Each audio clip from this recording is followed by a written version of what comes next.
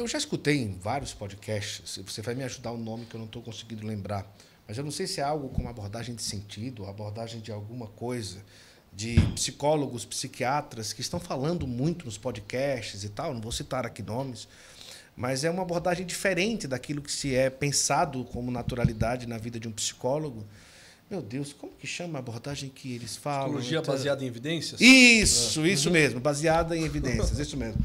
Nossa, mas estão falando tanto sobre isso, tá no meu hype. Deus do céu. É o hype da situação e tal, não sei o quê. E é uma luta também, porque a própria academia de psicologia não aceita muito isso, né? Mas até que ponto isso tem um quê de especial e de positivo, assim, para aquilo que é a sua linha da logoterapia? Porque hoje, cara, você olha para toda esquina, tá todo mundo na teoria baseada em evidência. É isso que chama, exatamente. Né? Pronto, isso mesmo, vamos lá. Quando eu olho para esse aspecto, tal como proposto pela psicologia baseada em evidências, e desconsidero todos os outros, eu estou caindo num grande de um reducionismo, o que é muito perigoso. Porque, basicamente, o que a psicologia baseada em evidências tenta fazer?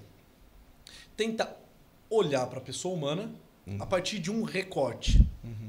Tenta olhar para a pessoa humana a partir daquilo que dá para ser comprovado, examinado, replicado, posto numa bancada. É o psicólogo colocando o jaleco, indo para a sua bancada de experimentos, sua bancada de experimentação, encontrando realidades que são realidades próprias da pessoa e tentando dizer, olha, a pessoa é única e exclusivamente isso. Ela não é nada mais do que isso. Não existe a menor possibilidade para um defensor ferrenho da psicologia baseada em evidências, por exemplo, de se falar sobre liberdade, tal como nós estamos falando aqui. Entendi. A pessoa não é livre. Porque liberdade não é algo que eu boto num tubo de ensaio, examino, quantifico, replico. Responsabilidade, amor, né, tudo aquilo que estamos trazendo. Então, um dos grandes perigos dessa, por exemplo, psicologia baseada em evidências é que o psicólogo ele deixa de olhar para a pessoa humana como esse ser biopsico-espiritual, vai tentar explicar única e exclusivamente a partir do dado biológico e faz aquilo que a gente chama de um recorte acompanhado de generalização. Isso é um reducionismo. Entendi. Uma coisa é falar o seguinte, olha, eu estou estudando um aspecto que não dá para ser negado, que é importante e que tem que ser levado em conta no todo. Isso é uma fala. Outra coisa é falar o seguinte, eu estou estudando um aspecto importante e ele é tão importante que eu posso apresentar a pessoa como sendo nada mais do que isso. E tudo o resto pode ser desconsiderado. Tudo o resto pode ser deixado em segundo plano e até mesmo esquecido. Tudo o resto é conversa de criança, de teólogo, de filósofo metafísico, daqueles que são dados aos textos clássicos. O importante está aqui, está na ciência moderna. Né? É basicamente o psicólogo colocando um jaleco e brincando de ser médico. Entendi. Tem nada contra a medicina, muitíssimo pelo contrário, uma ciência importante. Mas se os psicólogos começarem a se tornar médicos, quem cuida da psique, quem cuida da alma, quem vai falar dos movimentos propriamente humanos que não se explicam única e exclusivamente a partir do dado biológico. Né? Então, no caso, aquilo que se chama teoria baseada em evidências para a psicologia, em si mesma, na sua opinião, ela seria extremamente limitada quando se fala de um atendimento ou de uma abordagem com um paciente, por exemplo. Se o terapeuta, se o psicólogo se pautar única e exclusivamente nesse ponto, ele é um grande reducionista.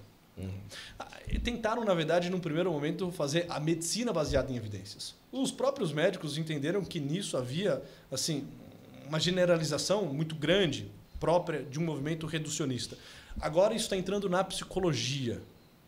Isso tudo, de alguma forma, é reflexo da limitação intelectual desse nosso tempo e de uma tendência cada vez maior de explicar tudo a partir do dado material.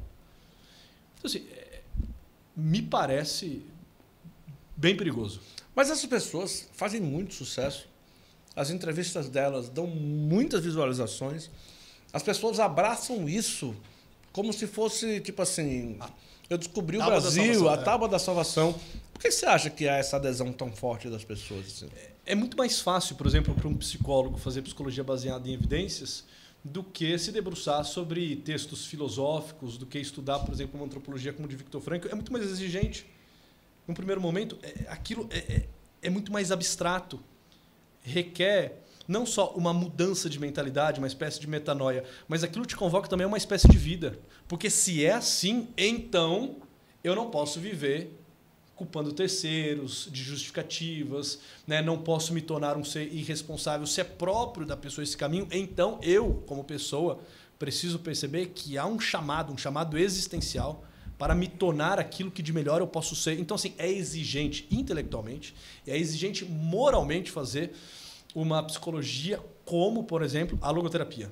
E é rápido, fácil e oferece resultados um tanto quanto mágicos fazer uma psicologia, por exemplo, baseada em evidências, né? Então, assim, a gente tem tudo para entrar num momento em que a psicologia baseada em evidências fique em alta. Nós temos cada vez mais uma limitação intelectual, porque as pessoas não estão dispostas a pagar o preço de estudar. E quando eu falo estudar em psicologia, é estudar basicamente filosofia, conhecer profundamente os autores, não só os autores modernos, né, e do pós-iluminismo, mas a filosofia clássica, a filosofia perene, né? E existe uma tendência de você oferecer ao seu paciente cada vez mais uma resposta rápida e imediata, ainda que aquilo não seja solução para o problema, mas que dê conta de acalmar uma certa inquietação que ele traz, né? Essa cultura meio que analgésica na qual nós estamos metidos. Então a pessoa ela vem com uma dor, que às vezes é uma dor existencial, e tudo bem se você conseguir medicá-la no corpo e fazer com que o corpo fique embotado, anestesiado, a ponto de aquela anestesia do corpo calar por alguns dias, que seja aquela angústia, aquele grito da alma. É uma cultura analgésica. As pessoas querem remédio para lidar com o luto, para lidar com a perda, para lidar com a frustração, né? Para lidar com os erros. Essas são realidades que não se resolvem com uma pílula. A pílula pode te anestesiar por alguns dias, mas aquele tema volta. E volta cada vez pior, mais forte, te fazendo provocações mais intensas. Mas as pessoas querem resolver com uma pílula. Por exemplo, um luto. Um luto não se resolve com uma pílula. Se resolve com um olhar atento, sério, calmo, contemplativo. Se resolve muito mais com questões assim filosóficas e espirituais do que com pílulas que te dão um estado de embotamento durante o dia e uma boa noite de sono na madrugada, entende? Então, assim, o nosso tempo quer respostas rápidas, fáceis, ainda que elas não deem conta de resolver o problema central. O que Frankl vai diagnosticar, olhando para esse nosso tempo, é que a grande crise do homem moderno, a grande dor do homem moderno, é a dor pelo sentido. Nós nunca tivemos tanto, mas nunca vivemos de forma tão atrapalhada. Nós nunca tivemos tanto no que diz respeito a bens materiais, a recursos para ter uma vida cheia de gratificações, mas nunca foi tão difícil viver. Não. Hoje nós temos os meios, mas nós não sabemos os porquês. Então, assim, é uma sociedade de abundância que vive um vazio existencial. É o diagnóstico de Frankl. Uma vez ele esteve no Brasil e um repórter perguntou para ele estava no Rio de Janeiro, o repórter perguntou para ele sobre essa temática central da logoterapia, que é a busca de sentido e o vazio existencial. Como ele poderia explicar isso? E ele fala para o repórter, olha, tá vendo esses jovens todos aqui na praia de Copacabana, que se divertem, riem, né, estão todos aparentemente bronzeados? A felicidade e o riso deles é tão superficial quanto o bronzeado da sua pele. Não dura mais do que um verão. Não dura mais do que alguns dias. Uma dificuldade, uma perda, uma crise financeira e tudo cai por terra. E esse sorriso some do rosto. Eles têm os meios para viver, mas eles não estão encontrando a finalidade do porquê vivem. Enquanto o homem não encontra essa finalidade, esse sentido, não faz uma experiência com esse logos, ele permanece num estado de inquietação, mesmo que você dê tudo a ele. Se você não der a ele um caminho que aponte ao sentido, e se ele não fizer por ele próprio essa experiência com o sentido, tudo isso torna-se para ele uma espécie de inferno.